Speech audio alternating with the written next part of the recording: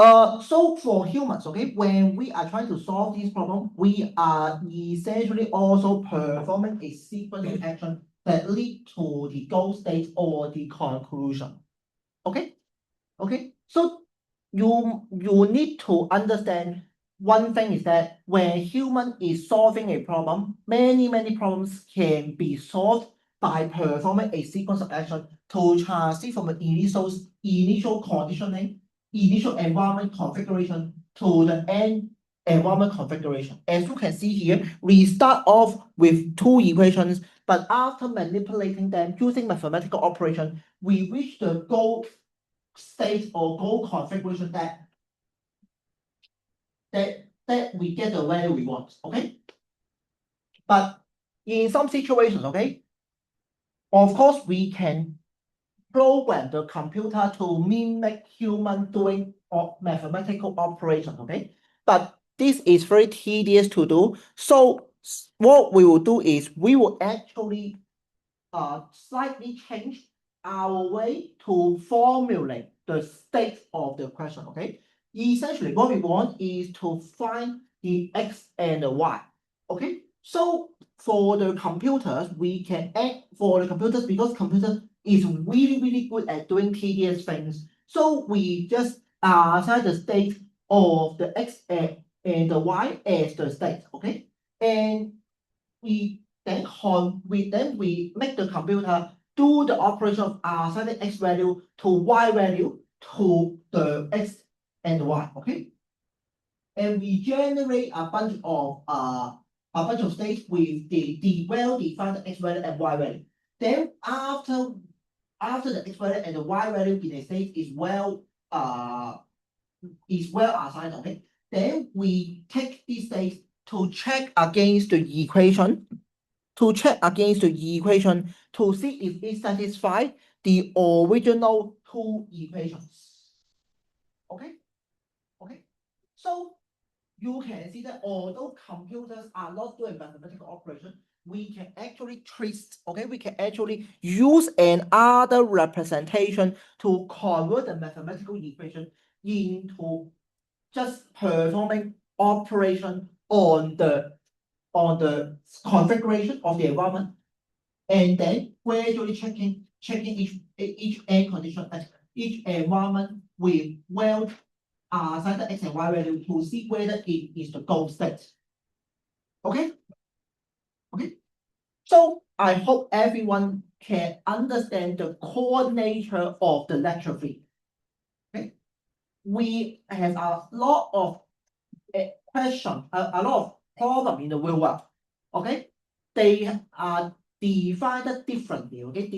They have in different domains and they have different contents. But what we are trying to do is that for us human, we try to create a representation that we can convert the problem into a bunch of states and operations. Okay.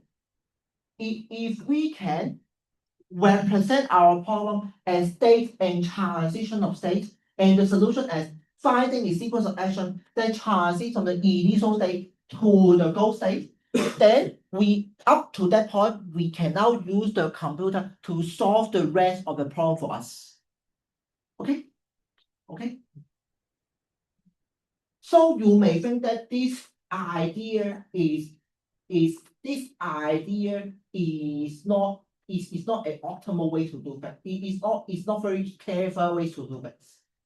It is not quite AI, but this is essentially how programmers, how computer scientists actually make computers solve problems in the 1970s or 1980s.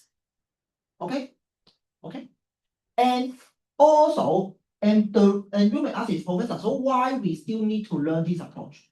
The reasoning is very simple, because there is still a certain areas of application you cannot use large language model to solve it.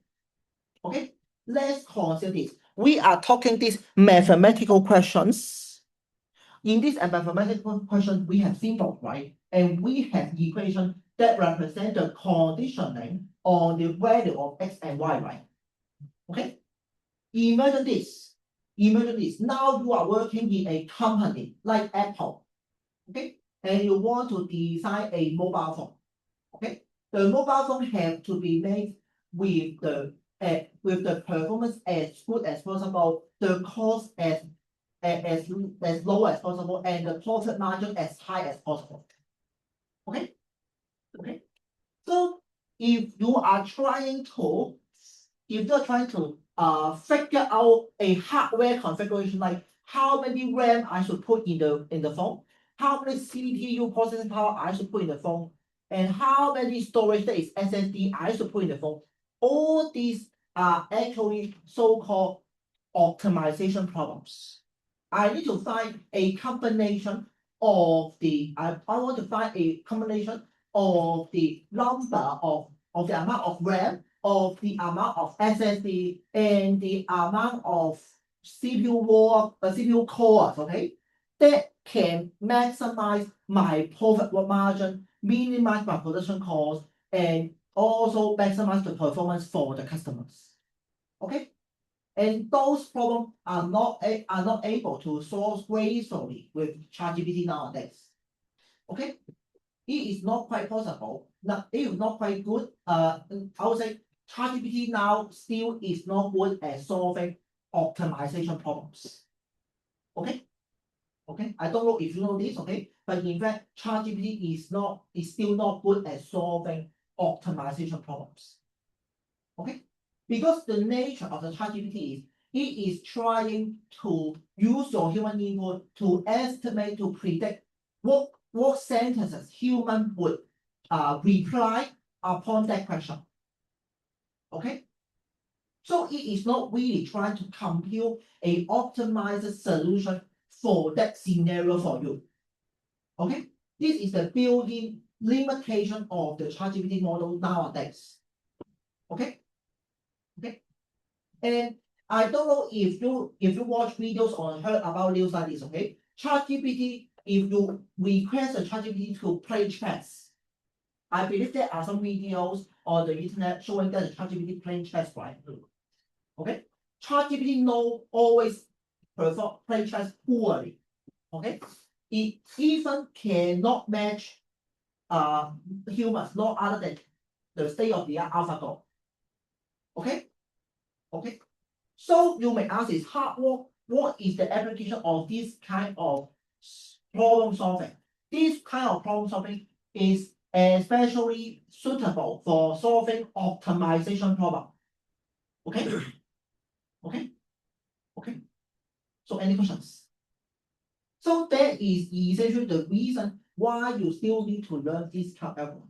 Because this kind of algorithm still apply in many different scenarios. Okay. Nowadays, GPT is not really replacing everything.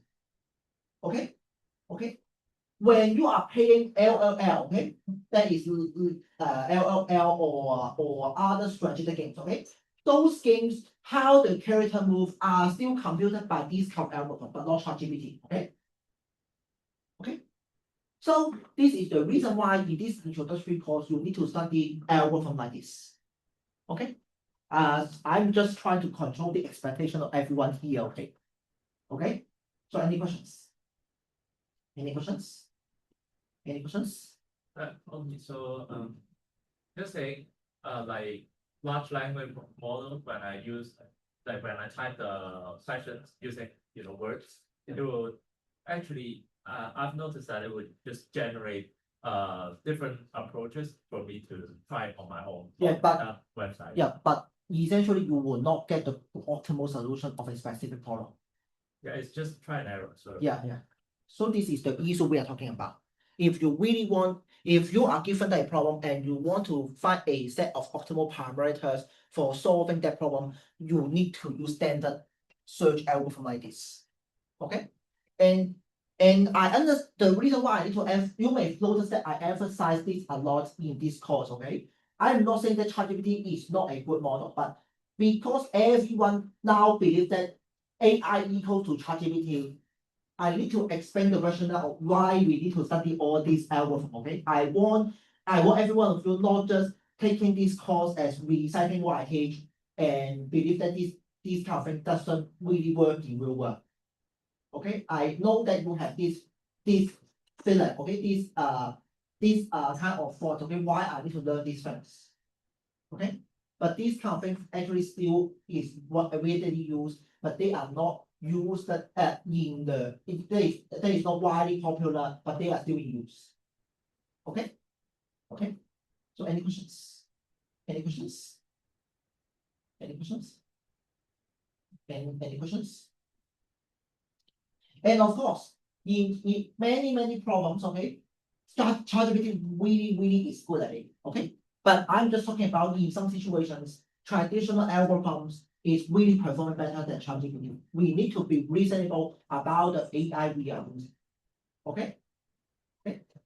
For just think about it, okay? When you're playing games, okay, you don't want the game AI to be controlled by ChatGPT. Okay? You cannot even imagine your AI opponent need to take 1 second each time, need to take 1 second, pause 1 second to make a decision. Okay? Okay? So any questions? Any questions? Any questions? So why are they still I mean, this kind of algorithms, why are they still considered AI? Because in the academic field, AI actually is far bigger than you believe to be.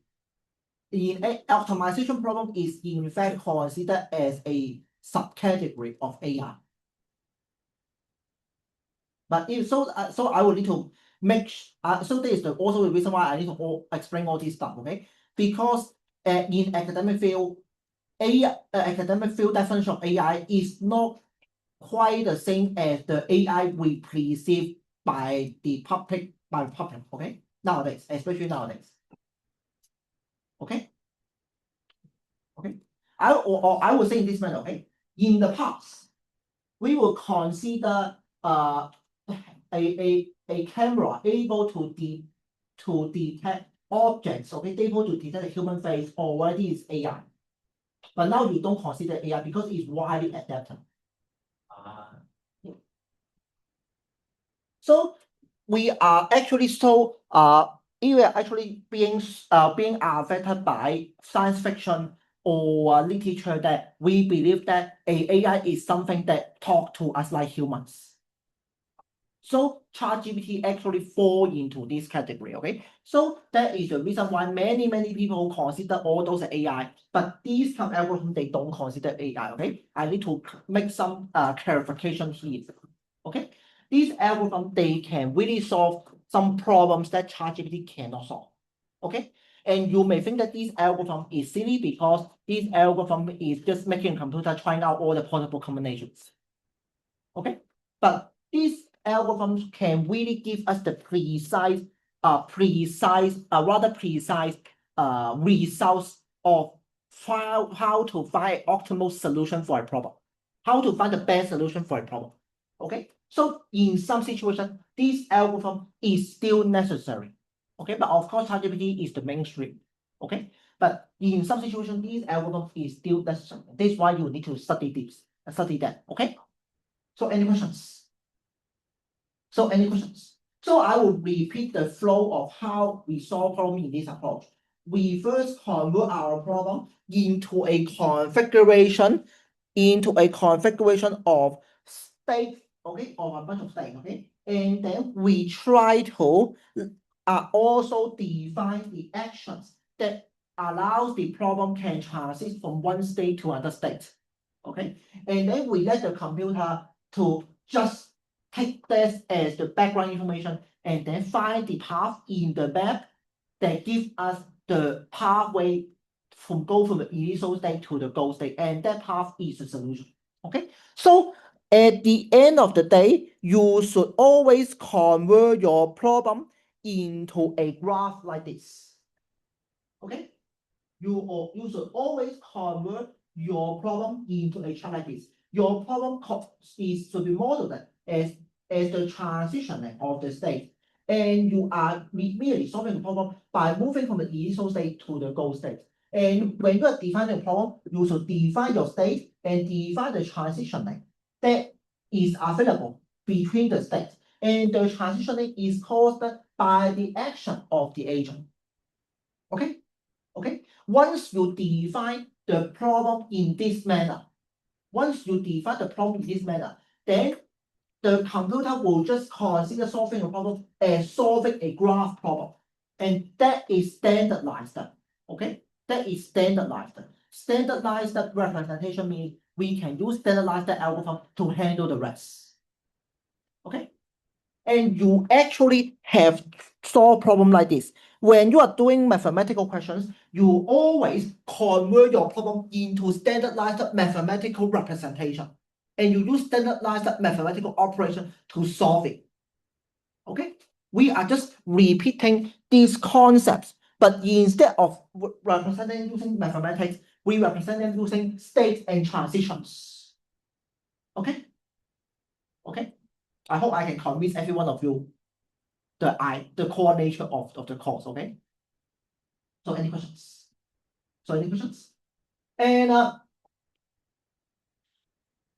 And when we are talking about states, okay, we actually need to define the state, the successor function, the goal test, and the path course. When we are talking about the state is well understood, the goal test is also well understood. The path course essentially is that you assign a cost to each transaction or each step. Okay, so that is relatively easy to understand. For the successor function, you need to you may ask a question. So, Professor, why suddenly we have successor function? Where is the graph? Where is the state diagram? Where is this diagram? Okay, Professor, you said that when we convert the problem, we should have this diagram, right? So why suddenly in the definition of single state form, I don't see this diagram, but I see a thing called successor function? So I finally figured out a example that will make you understand about networking, about how network works. Okay, so I guess every one of you here use Facebook, right? Yeah. Or something like Facebook, right? You at least know how Facebook works, right? So when you're using Facebook, you do not need to create a social network on your own. Essentially, what you do is you have a registration with a person who becomes a friend of yours. Okay? Essentially how Facebook works is that I send a friend request to a person, and that person accepts the friend request, and then now we become friends. Okay? So essentially, every user only have the information that is of who is the friend of someone. Okay? For every user, the user actually knows who is the friend of himself or herself. Okay? With this information, the Facebook can actually reconstruct the network and even tell you that you know this person with 6 layers of relationship, right? So let's consider the nature of successor function. The successor function is actually recording given a state as an input, it will output the corresponding action that the agent can do in that state, and what is the next state that the agent can go to. Okay, so here we put the ACT into the input, and the output will be a list of the action that the agent can do in the ACT and the corresponding state that the agent can go to. Essentially, successor function is recording the neighbor state of each state in the network. So it is the same as your friends. Yes, it is essentially the same as your Facebook friend list. Okay. The successor function will return the friend list of each node in the network. Okay. So if Facebook can reconstruct the network with this information, then we surely can do it here as well. Okay. So this is the reason why we don't need to have the network structures installed in the representation. We only need the successor function. You can consider the successor function is that I am replicating how Facebook works. Okay, in Facebook, every user will have a list of friends, okay? And that information would be enough for Facebook to reconstruct the whole social network. Okay? Okay? We are essentially doing the same. For each node, we are recording the neighbor or friends of each state. Okay? And that will be enough. It will be enough for us to represent the whole network. Because the Facebook is doing it in the same way as well. Okay? Okay, makes sense, right? Makes sense, right? Okay. In fact, you can, if you are interested in data structure, okay, you can go to find a keyword called adjacent list or adjacent matrix, okay? These are the official terminology for the things I just said, okay? Okay, but I understand that our data science student here, you only learn stack, queue, and tree in the data structure course, right? Right. So talking about network, talking about graph is a bit too out of the syllabus. Okay, so I use this Facebook example to explain to you. Okay, but if you are interested to know exactly what kind of terminology is being used to describe this thing, you can search the term adjacent list or adjacent matrix. Okay, okay. So because this will be too out of syllabus for this course, so I don't talk about in great detail, but you can search it on your own if you are interested. Okay. Okay. Okay. So any questions? Because last time I believe that some of you may feel confused about successor function, so I try to explain it again. Any questions? Any questions? Now it's easy to understand with the Facebook example, right? Okay. So let's continue. Okay. So when we are trying to solve the problem, we also want to have some KPI. Okay. Just like when you're working in a company, you have KPI. Okay. When you are solving a problem, you also want to have a KPI. You want to measure how good you are in solving a problem. Okay. So we will have the first one is called completeness. That is, if there is a solution, can we discover it? Okay. If the problem should have a solution and we are always able to get it, then we'll call this as completeness. Okay. That is, if a problem has a solution, then my algorithm must be able to find out. Okay, then that will be completeness. For the effectiveness of optimalness, that means that whether we are able to find the optimal solution. The optimal solution. Okay. Okay.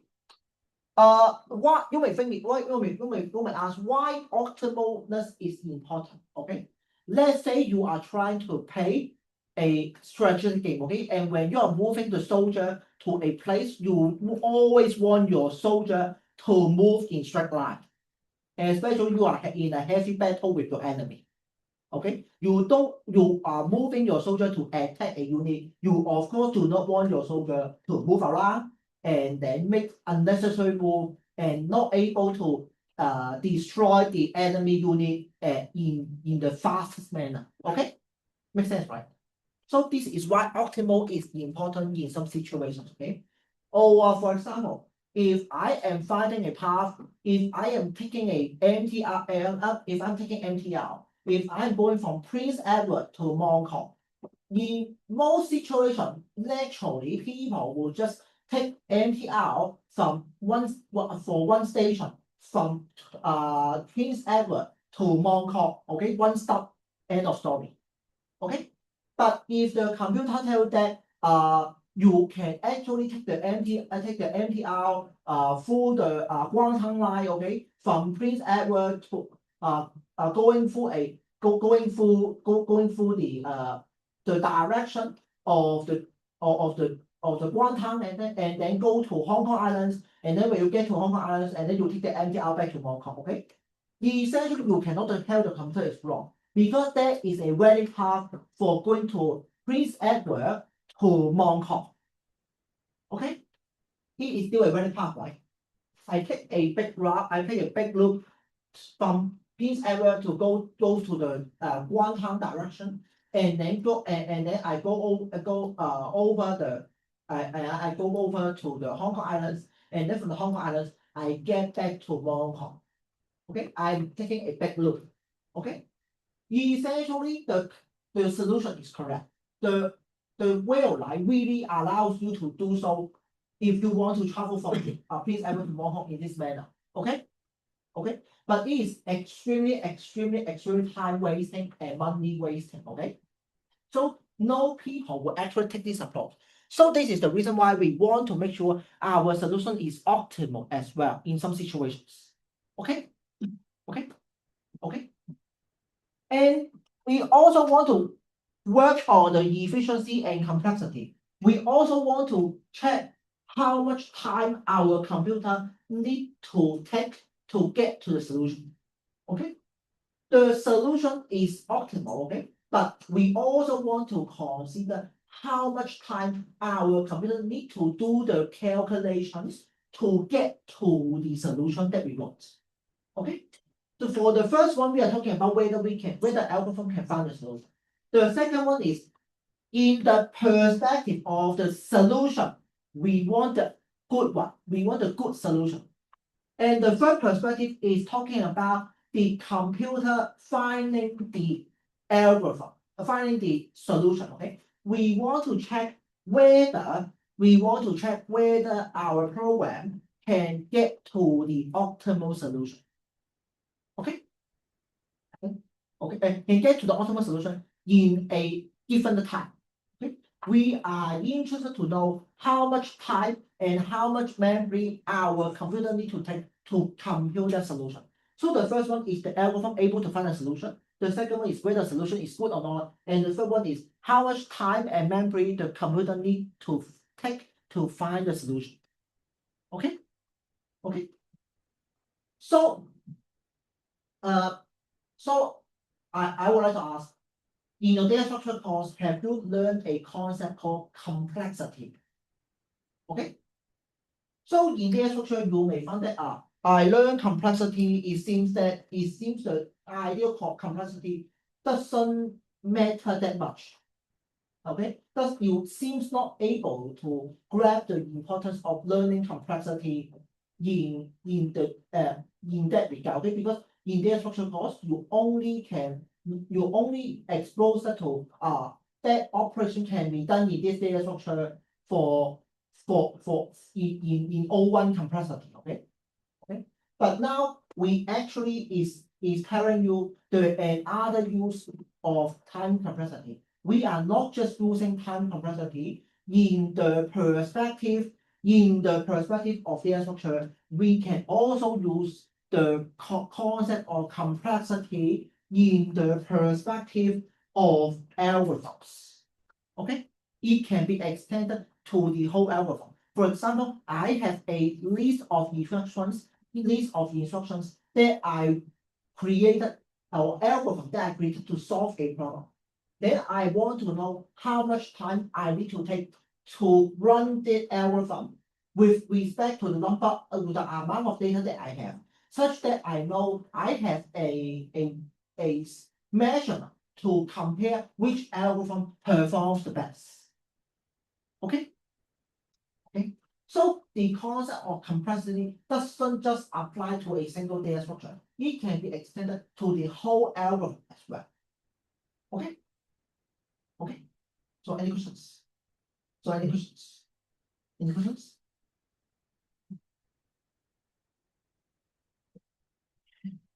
And we actually already discussed it. Okay, when we are trying to solve problems with a computer. Okay, in this approach, okay, we will need to convert our problem into the state successor function, goal test, and then the path course representation. Okay, and this process is called abstraction. Okay, and you will always want to remove the details while keeping the validity such that the actions can be performed. Okay.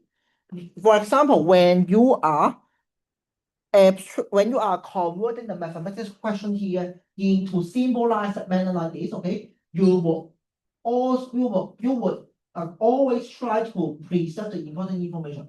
For example, in the sentence, there are only 100 legs, okay?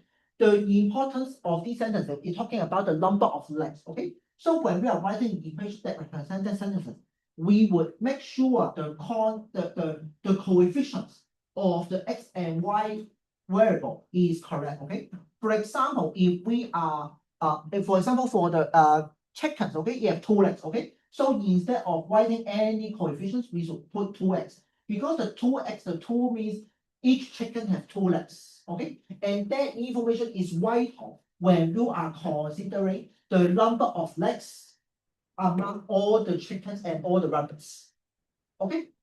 So you should always keep your modeling is representing the necessary details, okay?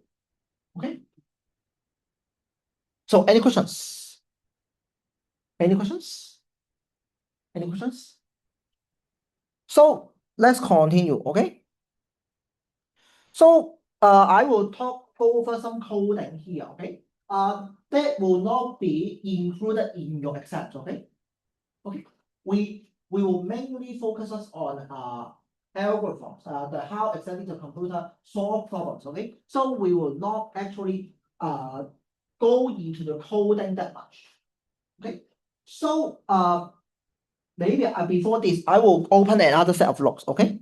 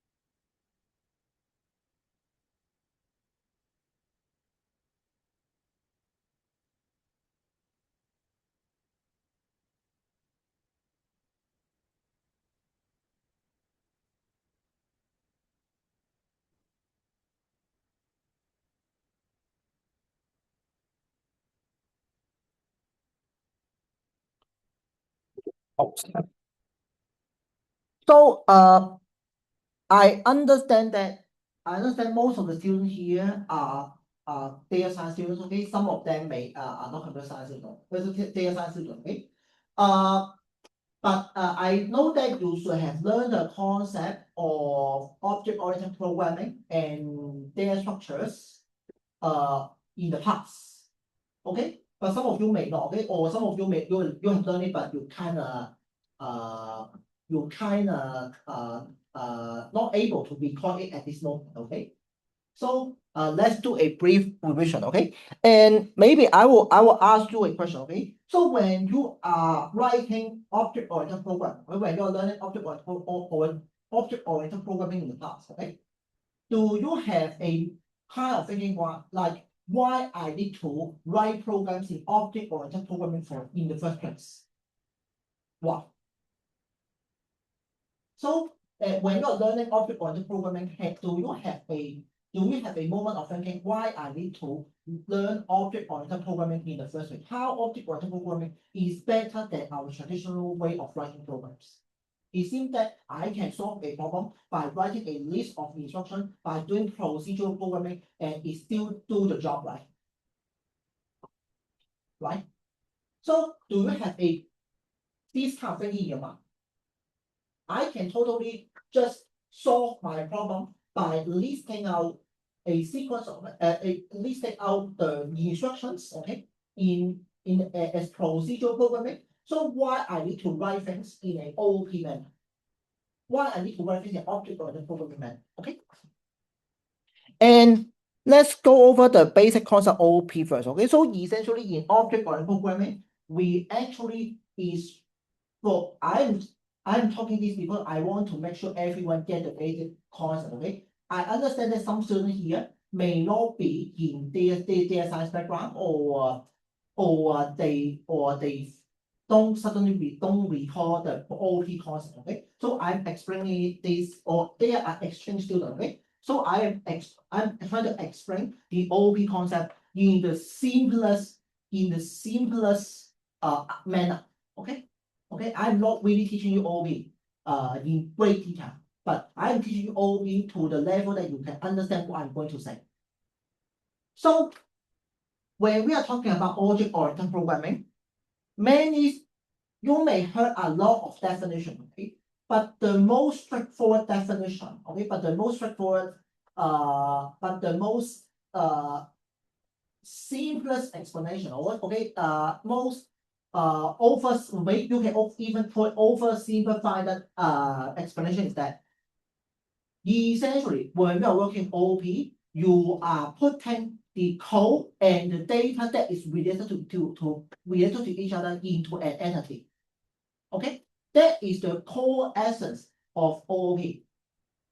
Okay, when you are learning about object-oriented programming, okay, the most fundamental thing about OOP is that I have data and I have functions, I have code. Okay, so some codes and some data are closely related to each other.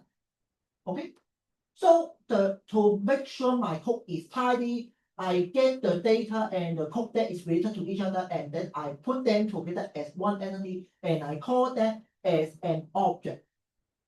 Okay, that is the most basic, most fundamental definition of an object. Okay. And as you can see here, in an object, it has data part and it has the coding part.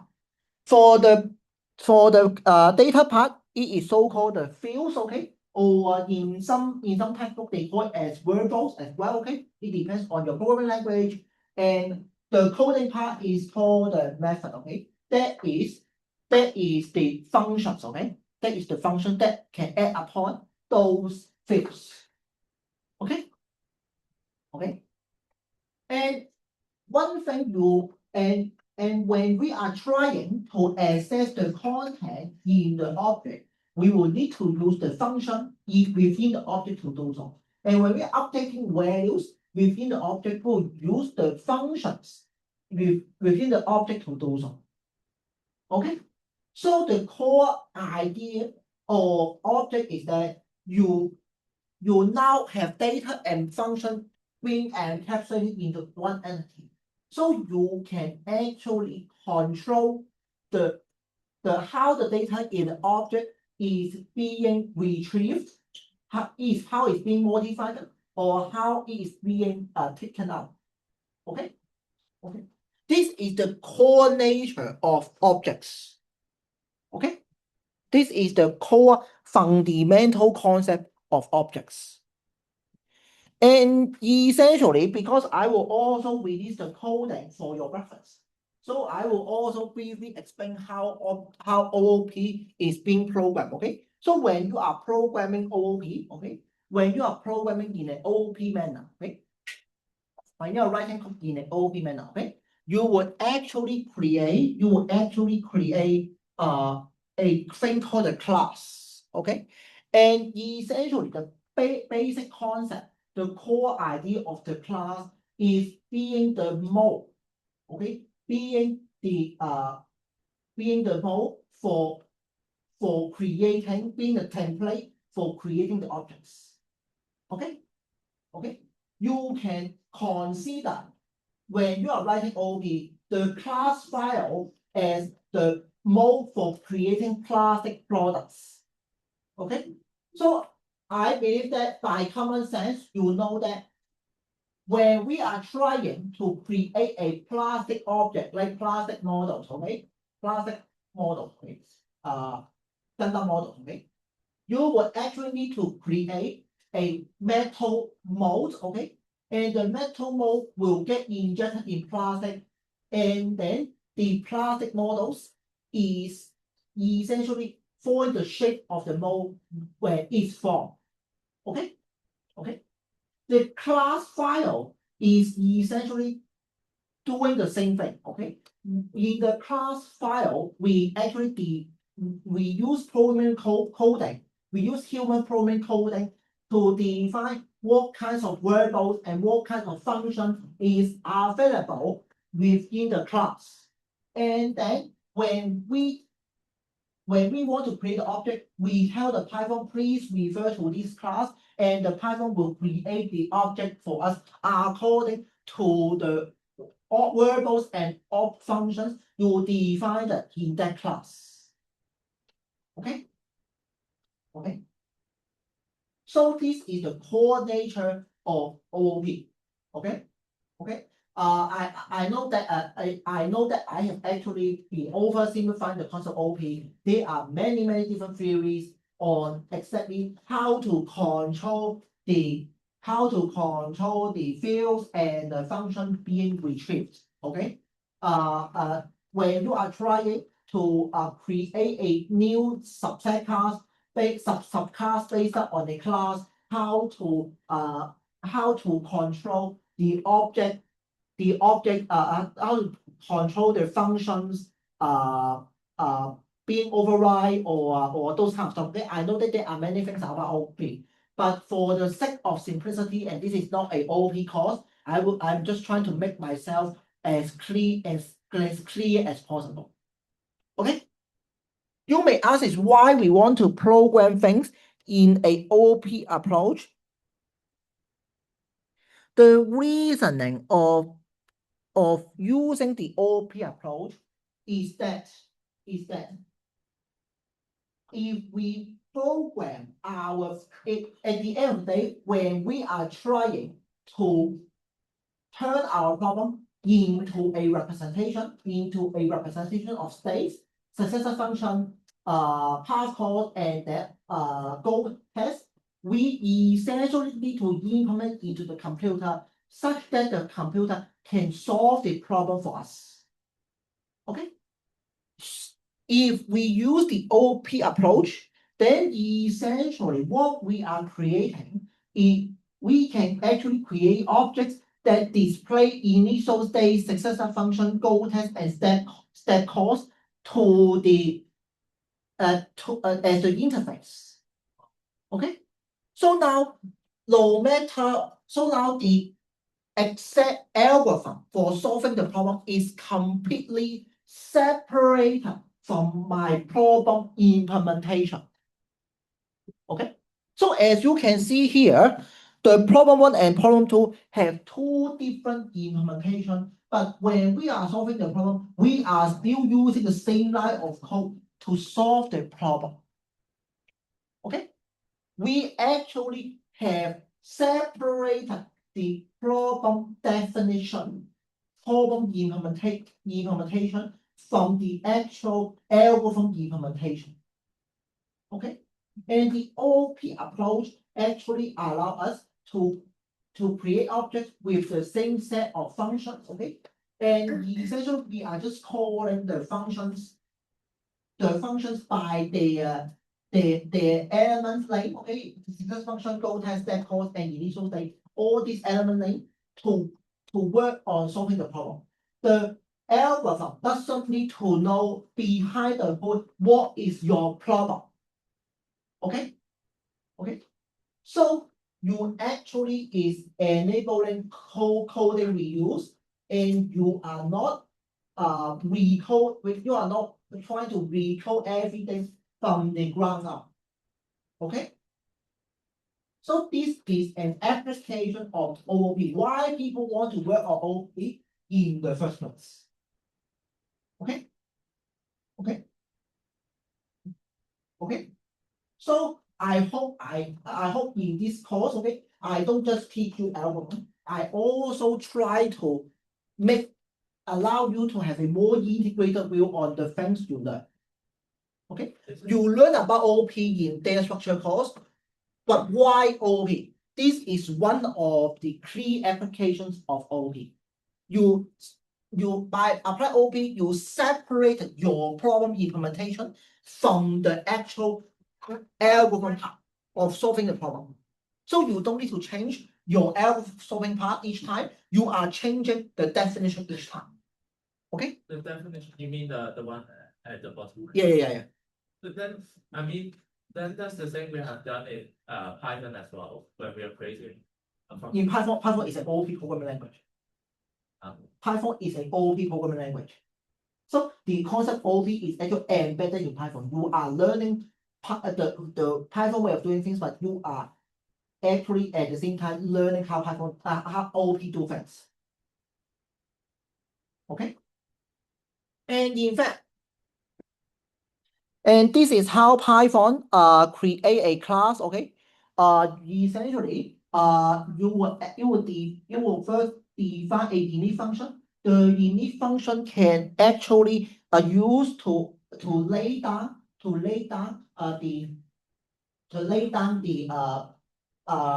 building variables that should be the objects. Okay, and it also lay down and it also serves as the purpose of initializing the two objects. Okay, and if you check out the init function, you will see the underscore. Okay, before and after the init.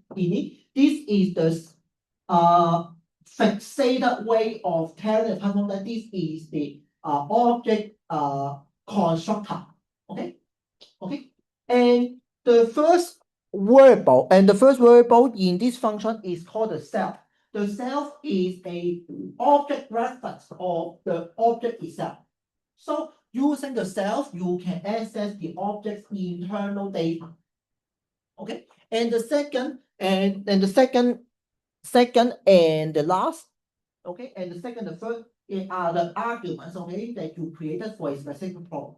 Okay, here for the traveling problem, we may have different input and different initial state and goal state. So that is why I just created two variables as the argument of the constructor. Okay, so when we are creating the object, we supply these two values. When we are creating objects, then we initialize the initial state and the goal state as well. Okay, and then you can see that we have three different functions. These three different functions are the successor function, the goal state, the goal test, and the step calls. Okay, as you can see here, all the arguments have a self here. The self here is the object reference of the object itself. Okay, when the coding is being run, the self is automatically filled in by Python, so you don't need to fill in that blank. Okay, and this is essentially and the next argument is the argument for the actual argument for the function. So the successor function will take the state as the argument, so we put the state here. For the goal test, we need to test whether the state is goal test is the goal or not, so we also need to put the state here. And for step calls, we need to know which state is originated from and what action is being taken, so you can calculate the cost. Okay, so that is why there is two arguments. Okay. So any questions?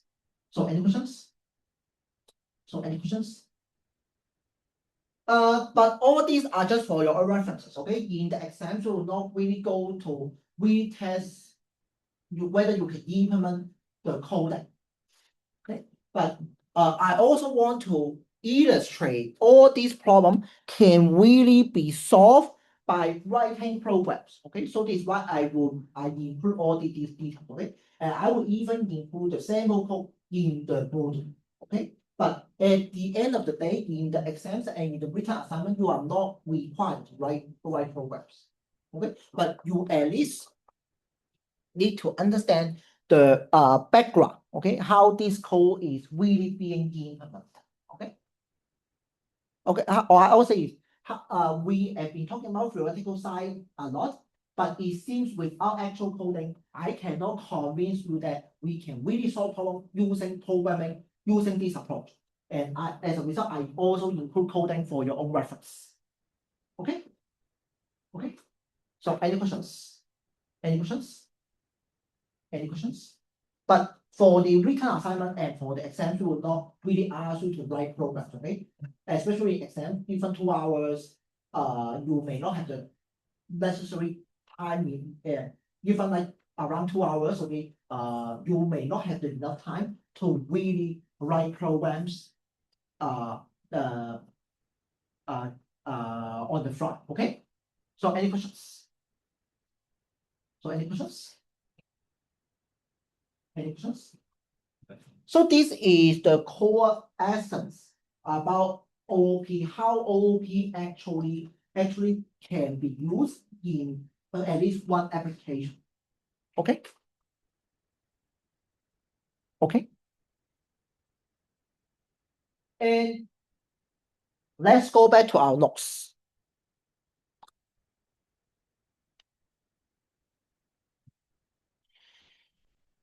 So when we are talking about states, okay, we can actually define the state of our traveling problem in this manner. Okay, we in Python there is a specific class called there is a specific object called the emu.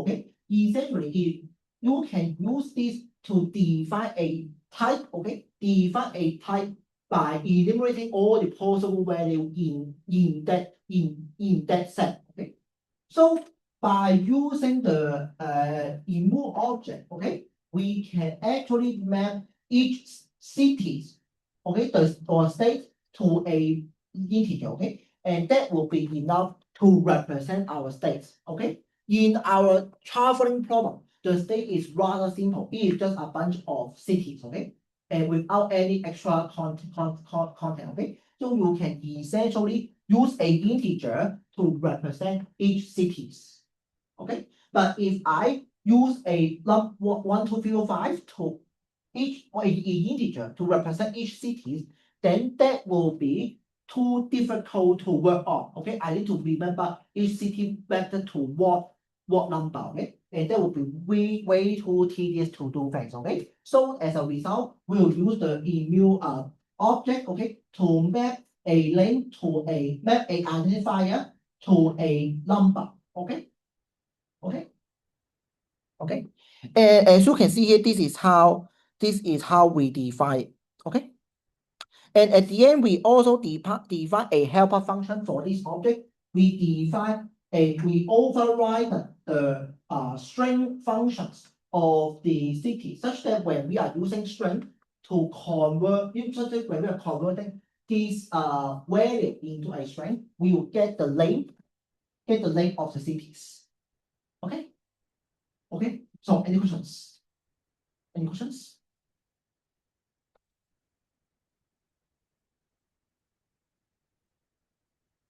So,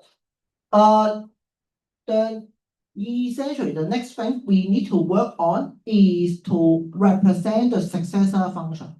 For the successor function, for this specific problem, we don't need a lot of computation. Okay, essentially successor function is just a way for us to really encode this map in program. Okay, into the program. Okay, if we can encode this map into the program, then that will be done for the successor function. Okay, so what we do here is that we create a dictionary. Okay, we created a dictionary. Okay, if you recall what you learned in Python, a dictionary can be an integer or a string mapped to anything. Okay, so here we use the dictionary data structure. Okay, and the key of the dictionary is the cities. Okay, the key is in fact the state, okay, that the agent currently situated in. Okay, and then after the key, we have the value. Okay, because when you're working with dictionary, you have key and then colon and then value. Okay, so for the value, we give a list. Okay, we are assigning a list. Okay. Okay, we are assigning a list. Okay, and this list is actually and this list is actually a left list, okay? In this list, okay, each entry is a tuple, okay? And the tuple is the pair of action and the results, okay? As you can see here, let's highlight one entry of the list example, okay? So as you can see here, this tuple is essentially a action and then a action and then the results of the actions. Okay? Okay? Okay. So for example, if we go to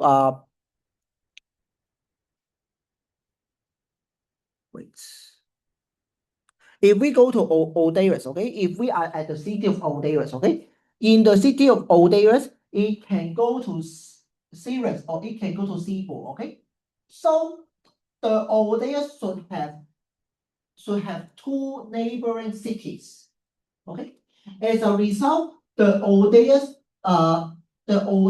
should be mapped to a list of two entries in the dictionary. So as a result, as you can see here in the dictionary here, the city Odairus is having a colon, and after the colon we have a list, and that list have two entries. As you can see here, there is two entries. Okay, the one each entry is corresponding to one city. Okay, the first entry is actually storing the action. The first entry of the list is actually storing the first neighbor of the Odairus. Okay, the first neighbor of the Odairus is Ceres. Okay, okay, and if we consider Odairus to Ceres, okay, going to from Odairus to Ceres will be the action. Okay, go to city Odairus to city Ceres will be the action. Okay, so we for the action we use another list to represent it. Okay, okay, okay, and then for the results of the transition at the end, we will specify the results of the transition, and that will be series. Okay, so as you can see here, this is how it is structured. Okay, so any questions? Any questions? Any questions? So here we are using a nested list approach for representing the transitioning of between the states in this map. Okay, the first layer is a dictionary. The dictionary is taking the starting point of the state as the starting point state as the key. Okay, so the value correspond to each starting point of the starting point state will be what states that the agent can transit to. Okay, so for example, for the key for the city Odairus, this entry have the key city Odairus.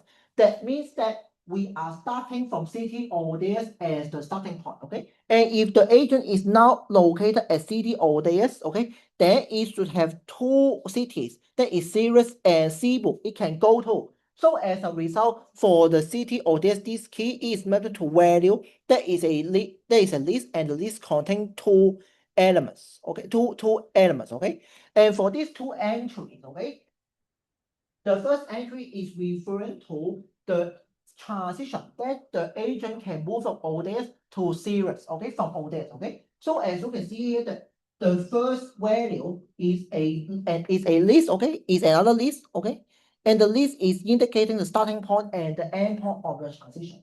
The starting point is Odairus and the ending point is Ceres. Okay, and the results will be Ceres as well. Okay, so any questions? Any questions? Any questions? Any questions? Any questions? Okay, so in fact, there are many ways you can use to represent this network, okay? But I am choosing a mix of dictionary and list and embedded list, okay, to achieve this. Okay, okay. You may ask is why professor you configure the storage in this manner. As you can see here, the key is the state that the agent is situated in. And the value is the list of the action and next state that the agent can go to. So when I'm implementing a successor function, I can just call the action state result this data structure, and then I use the current state of the agent as the key, and then I get what I want. Okay? Essentially, what I'm doing is that I am using a dictionary to store the mapping between the current state to the list of the action and next state. Okay? I am essentially implementing the successor function being the mapping of the current state to the set of the action and state pairs. I'm implementing this mapping in a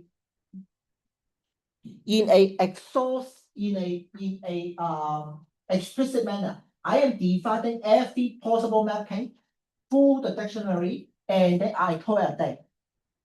Okay? Okay. Essentially, function is a mapping between two different kinds of entries. Okay, and I am essentially using the dictionary as the medium for representing the mapping. Okay. And you can also get more notations here. Okay, essentially the notation here is just the same as what I've just said. Okay, and you can read at home. Okay, I understand that I speak so much that you may not able to catch it, so you can read the PowerPoint or at home to understand how exactly the layers of the mapping works. Okay, and there are more than one ways to represent this mapping. Okay, I'm just showing you an example approach. Okay, and the goal test essentially you just test whether the state is equal to a given endpoint. Okay, and that's it. Okay, it's nothing special. And then for the action and the step calls, essentially we are using a nested dictionary to achieve the job. Okay, so the first key in this embedded dictionary, the first key is the starting point, and the second key is the ending point. So as you can see here, what I am doing is that I am actually creating a nested list. Okay, the first there is a first layer of list, and within a list there is a second layer of list. Okay, so when we are talking about a nested list, a nested dictionary, okay, a nested dictionary will have two keys. Okay, the first key will be the starting point of the transition, and the second key will be the ending point of the transition. Okay. So by combining when you want to retrieve the action call, you just put in the starting point and the ending point, and then you can retrieve the corresponding calls. Okay, I am also using a hard coding approach when I am solving the step call calculation. Okay. So any questions? Any questions? So this is essentially how you are going to convert a problem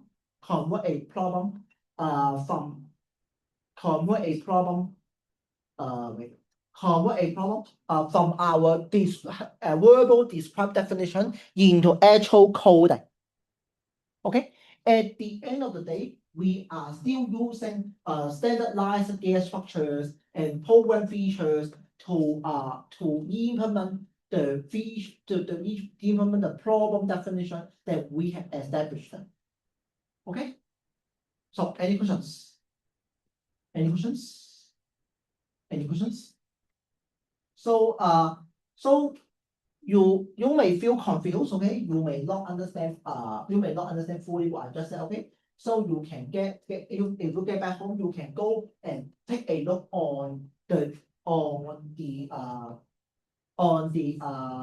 problem definition that on the implementation that I've just talked about, and I will give you sample code so you can try out on your own as well, okay? And but if you really don't understand, okay, you don't need to worry. So if you after you understand, you may afraid that I cannot implement this within a very small time window, okay? If you ask me to implement this within 1 to 2 hours, I cannot implement this. But that is okay. In our examinations and in the assignments, okay, we will not require you to make a difficult implementation like this. Okay? Okay, so any questions?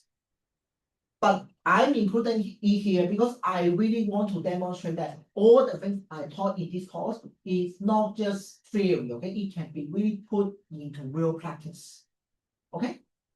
Okay. I understand for some students, if I do not show the code to them, they will think that I'm just talking about theory. Okay, so I also include coding here. So if you are interested, you can study the coding yourself. Okay. Okay, so any questions? So if we do not have any question, then I think it's a good time for us to stop today's lecture, and I will end the recording as well. And